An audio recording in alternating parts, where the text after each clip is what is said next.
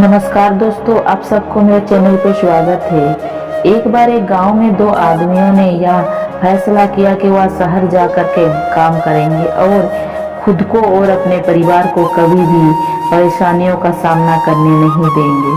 फिर दोनों आदमी शहर चले गए। शहर जाकर के उन्होंने छोटा मोटा काम करना शुरू किया और साथ ही साथ दोनों ने पैसा बचाना भी शुरू कर दिया।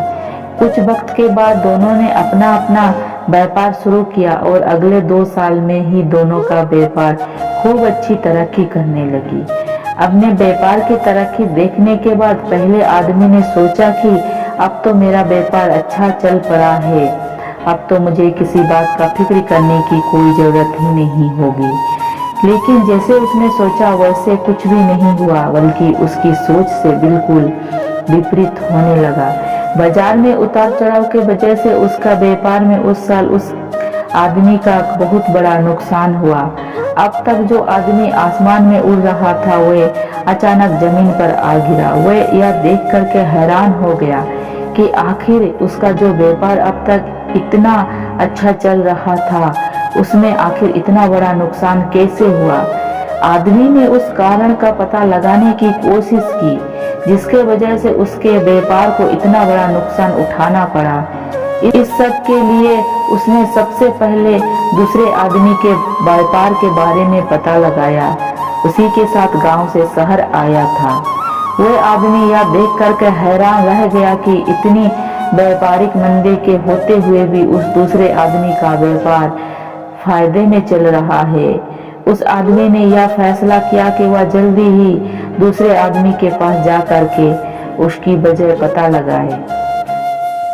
अगले ही दिन सुबह होते ही वह आदमी दूसरे आदमी के पास चला गया। दूसरे आदमी ने उस आदमी का स्वागत बहुत ही इज्जत से किया।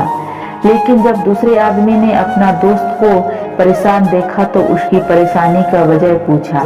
पहले आदमी रोते हुए बोला, भाई इस साल तो बाजार के इस उतार चढ़ाव के कारण मेरे व्यापार में बहुत ही बड़ा नुकसान हुआ, मेरा बहुत बड़ा घाटा हो चुका है। तुम बताओ, तुम भी तो इस व्यापार में हो, तुमने ऐसा क्या किया, इतने उतार चढ़ाव के बाद भी तुम इतने फायदे में हो। दूसरे आदमी ने जब यह सुना तब उसने कहा, दोस्त मैं तो बस सीखता हूँ अपने गलतियों से भी और दूसरों का गलतियों से भी। जब भी कोई परेशानी मेरे सामने आती है तो उससे भी सीखता हूँ और दूसरे व्यापारियों को भी देख करके सीखता हूँ। उसके परेशानियों का सामना करते हुए उसे भी सीखता हूँ। इसीलिए जब मेरे सामने वैसे ही परेशानी आती है तब मुझे पता होता है कि मुझे इसका सामना कैसे करना है।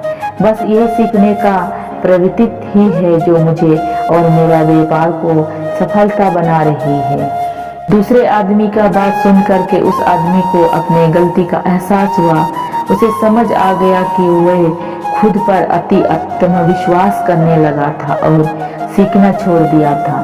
फिर उस आदमी ने यह फैसला किया कि वह कभी सीखने की चाह नहीं छोड़ेगा। कुछ वक्त बाद उस आदमी ने व्यापार में मुनाफा होने लगा और वह तरक्की के सीढ़ी चढ़ने लगा। दोस्तों, जिंदगी में अगर कामयाबी होना है तो इसे पाठशाला मान करके हर पल सीखो। या नए बदलाव और नए विकास होते रहते हैं।